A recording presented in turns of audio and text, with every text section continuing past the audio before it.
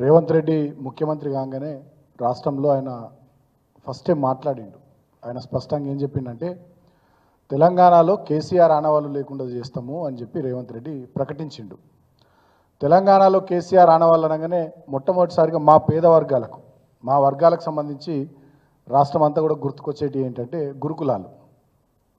నేను కూడా మా బాలరాజు గారు కానీ కిషోర్ గారు కానీ చాలామంది కూడా ఈ పార్టీలో ఎదిగినటువంటి వాళ్ళు చాలామంది మేము గురుకులాల్లో చదువుకున్నాం.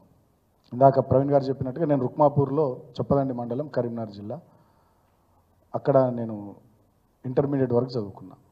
సో దాన్ని తర్వాత కేసీఆర్ గారి నాయకత్వంలో ప్రవీణ్ గారు గురుకులాల సొసైటీ కార్యదర్శి ఉన్నప్పుడు వారి ఆధ్వర్యంలోనే దాన్ని సైనిక్ స్కూల్ కూడా చేయడం జరిగింది. అట్లా రాష్ట్ర వ్యాప్తంగా సుమారు 1000కి పైగా గురుకులాలను కేసీఆర్ గారి నాయకత్వంలో బ్రహ్మాండంగా లక్షలాది మంది సుమారు 10 లక్షల వరకు విద్యార్థులకు నాణ్యమైన మెరుగైన ఈ పోటీ ప్రపంచంలో ఎవరితోనైనా ఢీకొట్టగలిగే సత్తా కలిగినటువంటి విద్యార్థులుగా తయారు చేసే విధంగా బ్రహ్మాండమైనటువంటి బోధన కానీ సేవలు కానీ వాళ్ళకి అందించి ఈ కాంపిటేటివ్ వరల్డ్లో ఎవరితోనైనా కాంపీట్ చేసే శక్తి సామర్థ్యాలు వారికి వచ్చేటట్టుగా చేయడం జరిగింది మా ప్రభుత్వ హయాంలో. సో ఇందాక ప్రవీణ్ గారు చాలా ఫొటోస్ చూపించినారు.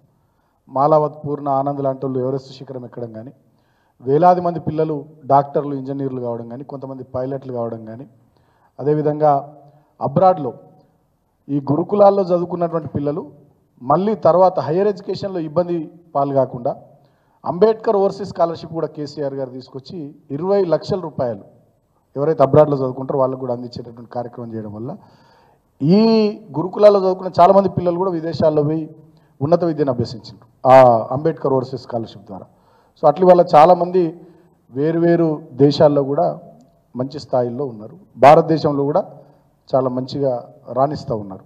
అది నిజంగా ఏ ఆశలు ఏ ఆకాంక్షలు ఏ ఆశయాలతోనైతే తెలంగాణ రాష్ట్రాన్ని సాధించుకున్నామో మా బతుకులు బాగుపడతాయి, మా కుటుంబాలు బాగుపడతాయని చెప్పి ఆనాడు తెలంగాణ ఉద్యమంలో ఎక్కువ మందిమి వివిధ యూనివర్సిటీల నుంచి ఈ వర్గాలకు సంబంధించినటువంటి వాళ్ళు జిల్లాల నుంచి కానీ గ్రామాల నుంచి కానీ మేమంతా ముందు వరుసలో ఉన్నాం.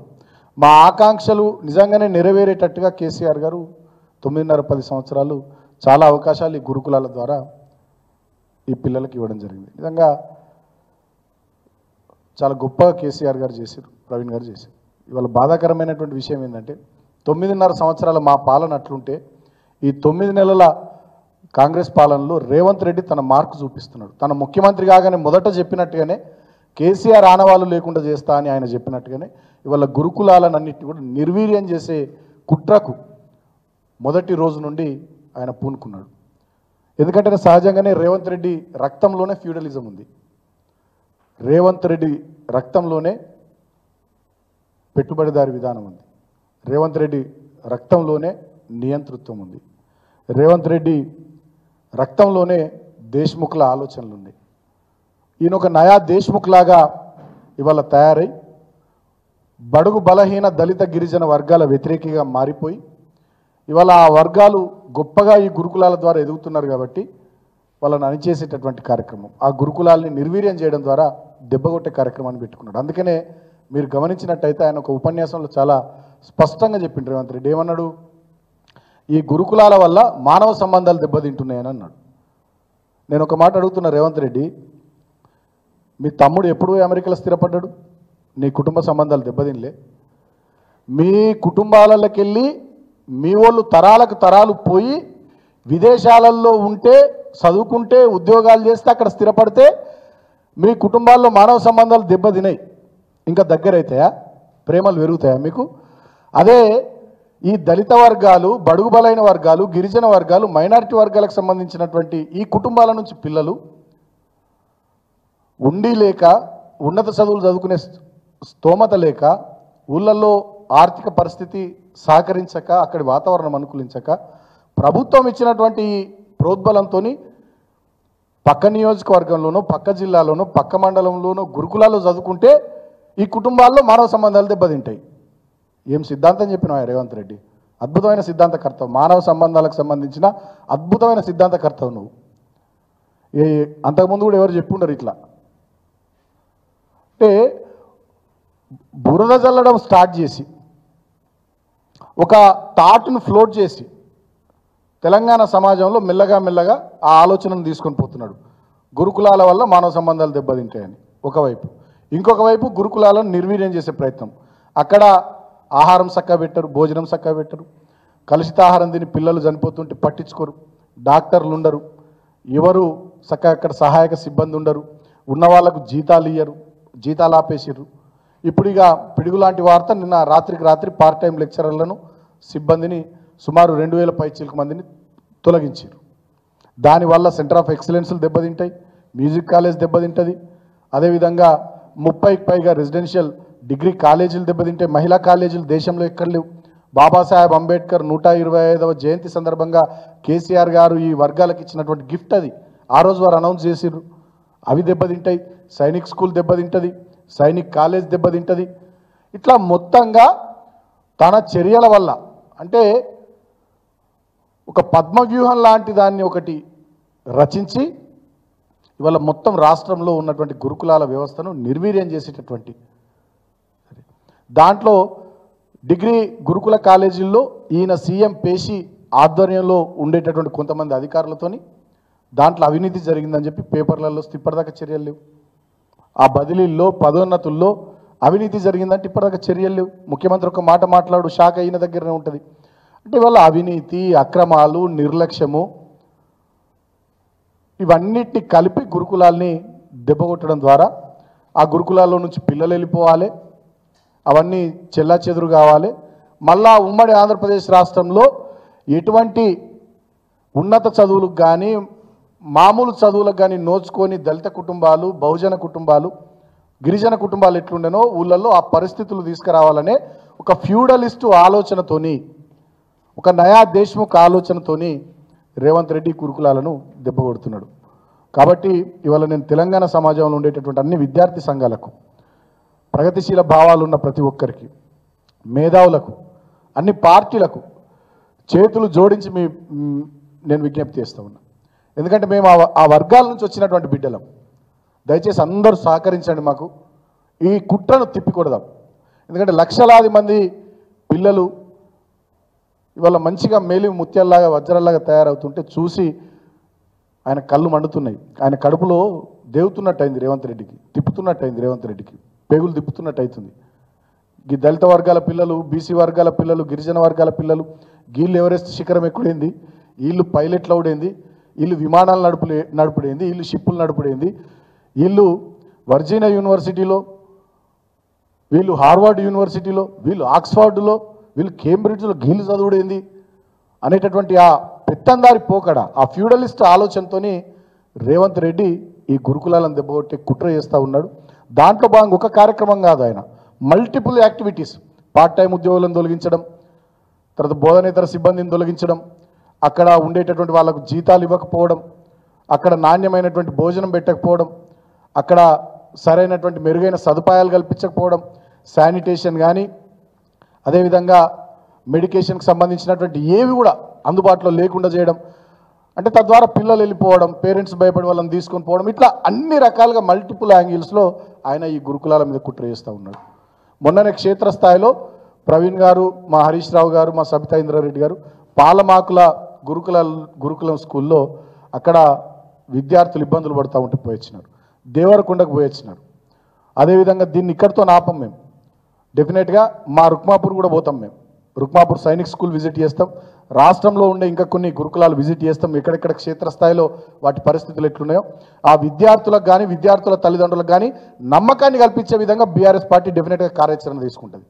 ఇప్పుడు ఈ పార్ట్ టైం ఉద్యోగులను తొలగించిన దాని విషయంలో కూడా ప్రభుత్వం పునరాలోచన చేయకపోతే డెఫినెట్గా పెద్దలు కేసీఆర్ గారి దృష్టికి తీసుకొని పోయి, మా వర్కింగ్ ప్రెసిడెంట్ కేటీఆర్ గారి దృష్టికి తీసుకొని పోయి దీని విషయంలో కూడా ఒక కార్యాచరణ ఖచ్చితంగా బీఆర్ఎస్ పార్టీ తీసుకుంటుంది. ఈ వర్గాలకు డెఫినెట్గా మేము అండగా ఉంటాం. ఎవరు లేరని మీరు అనుకుంటున్నారు, దిక్కుమొక్కులు లేని జనం, ఒక్కొక్కరు అగ్నికరం బిడ్డ రేవంత్ గుర్తుపెట్టుకో. డెఫినెట్గా నీ పాపం పండింది. ఎక్కడ ఏలు పెట్టద్దో, ఎవరితోనూ గోక్కోవద్దో, నువ్వు వాళ్ళతోనే పెట్టుకుంటున్నావు. నీ ఆలోచన అర్థమవుతుంది. కేసీఆర్ ఆనవాళ్ళు జరిపేస్తాను నువ్వు అన్నావు, ఇవాళ గురుకులాలు వెనుకబడ్డావు.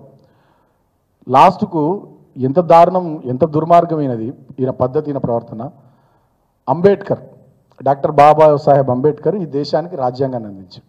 ఆయన జీవితం అంతా అణగారిన వర్గాల కోసం, తాడిత పీడిత జనం కోసం, మహిళల కోసం, కార్మిక కర్షక వర్గం కోసం, ఈ దేశం బాగుండడం కోసం ఆయన చివరి దాకా పోరాటం చేసి కష్టపడ్డాడు.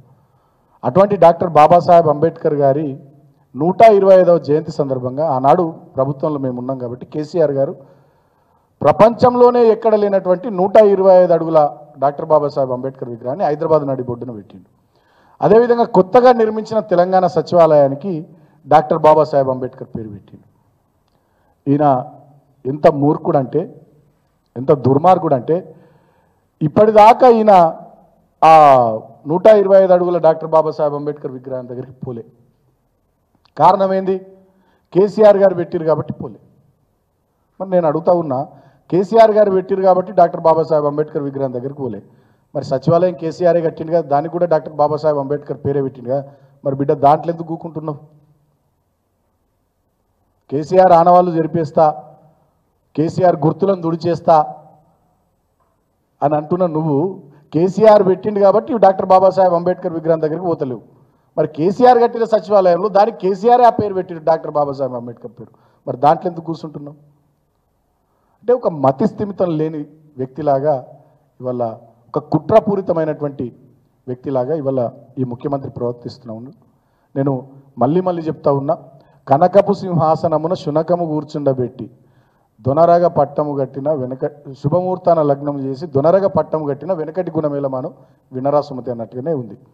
అంటే వీళ్ళకు అర్హత లేనోళ్లకు అవకాశాలు వస్తే ప్రజలకు మంచి చేసుడు పక్కకు పెట్టి ప్రతిపక్షాల మీద కుట్రలు, దాడులు, వ్యక్తిగతమైనటువంటి క్యారెక్టర్ అసాసినేషన్ కథలు, ఈ రకమైనటువంటి చిల్లర ప్రయత్నాల్లో ఆయన ముందుకు పోతూ ఉన్నాడు తప్ప ప్రజలు ఇచ్చినటువంటి బాధ్యతను గుర్తెరిగి ప్రజా సంక్షేమము, ఈ ప్రాంత అభివృద్ధి కోసం ఆయన పనిచేస్తలేడు.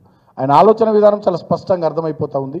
నిర్వీర్యం చేయడం, వ్యవస్థల్ని బెదిరించడం, దాడులు చేయించడం, అంటే ఒక నియంతృత్వ ధోరణితోని ఆయన ఈ రాష్ట్రాన్ని నడుపుతున్నటువంటి తీరు డెఫినెట్గా ప్రజాస్వామిక వాదులంతా గ్రహించాలి, ఖండించాలి. నేను మా మేధావులను కూడా కోరుతున్నా. ఇవాళ చాలామంది మేధావులు ఉన్నారు. కోదండరామ్ గారు ఉన్నారు, ఆకునూరు మురళి గారు ఉన్నారు, ప్రొఫెసర్ నాగేశ్వర్ గారు ఉన్నారు, ఇంకా చాలామంది మేధావులు, పెద్దలు, రచయితలు కానీ, కవులు కానీ, కళాకారులు కానీ, బుద్ధిజీవులు కానీ తెలంగాణ సమాజంలో దయచేసి మిమ్మల్ని చేతులు జోడించి వేడుకుంటున్నాం, విజ్ఞప్తి చేస్తూ ఉన్నాం. మీరు స్పందించండి. ఈ గురుకులాలను నిర్వీర్యం చేసి కుట్ర జరుగుతూ ఉంటే, ఇంత దారుణానికి రేవంత్ రెడ్డి ఒడిగడతా ఉంటే మీరు ఎందుకు మౌనంగా ఉంటున్నారు? పదవుల కోసం పెదవులు ఎందుకు మూసుకుంటున్నారు? కోదండరామ్ గారు స్పందించుండ్రి, ఆకునూరు మురళి గారు స్పందించుండ్రి, ఇతర మేధావులందరూ కూడా స్పందించాలని నేను కోరుతా ఉన్నా. వామపక్ష పార్టీల వల్ల మీరు సిపిఐ అలయన్స్లో ఉన్నారు, కాంగ్రెస్ పార్టీ అలయన్స్లో, మరి మీరేం చేస్తూ ఉన్నారు? సిపిఎం పార్టీ మరి మీరు కూడా మాట్లాడాలి. గురుకులాలు నిర్వీర్యం అవుతూ ఉంటే మీరు ఎందుకు మాట్లాడడం లేదు? దయచేసి అందరం కూడా కలిసికట్టుగా మాట్లాడదాం, ఈ గురుకులాలను కాపాడదాం. ఈ దళిత, బహుజన, గిరిజన వర్గాలకు సంబంధించినటువంటి బిడ్డలు మంచి చదువులు చదువుకునేటట్టుగా ఈ ప్రభుత్వం మీద ఒత్తిడి తీసుకొచ్చి వాళ్ళకి అన్ని సకల సౌకర్యాలు, అన్ని సదుపాయాలు గతంలో కేసీఆర్ గారి ప్రభుత్వం చేసినట్టుగా, ప్రవీణ్ గారి ఆధ్వర్యంలో గురుకులాలు నడిచినట్టుగా మళ్ళీ ఇప్పుడు ఆ తీరు కొనసాగేటట్టుగా దయచేసి అందరం కూడా ఈ ప్రభుత్వం మీద ఒత్తిడి తీసుకొద్దాం, ప్రభుత్వానికి కనువిప్పు కలిగేటట్టుగా పనిచేద్దామని చెప్పి నేను అందరికీ కూడా పేరు పేరున విజ్ఞప్తి చేస్తూ ఉన్నా. ఇది మా అప్పీల్. అదేవిధంగా ప్రభుత్వాన్ని కూడా మేము డిమాండ్ చేస్తూ ఉన్నాం, డెఫినెట్గా ఈ పార్ట్ టైం ఉద్యోగులను మీరు తొలగించిన నిర్ణయాన్ని వెనక్కి తీసుకోవాలి.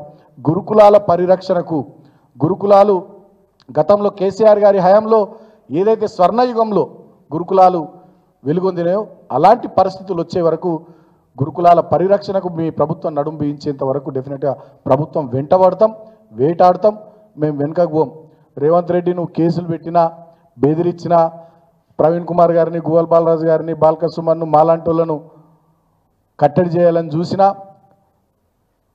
మేము డెఫినెట్గా ఈ వర్గాల కోసం, ఈ వర్గాలకు జరిగే మంచి కోసం నీ ప్రభుత్వం మీద ఒత్తిడి తీసుకొస్తూ మేము ముందుకు సాగుతాం, పనిచేస్తాం.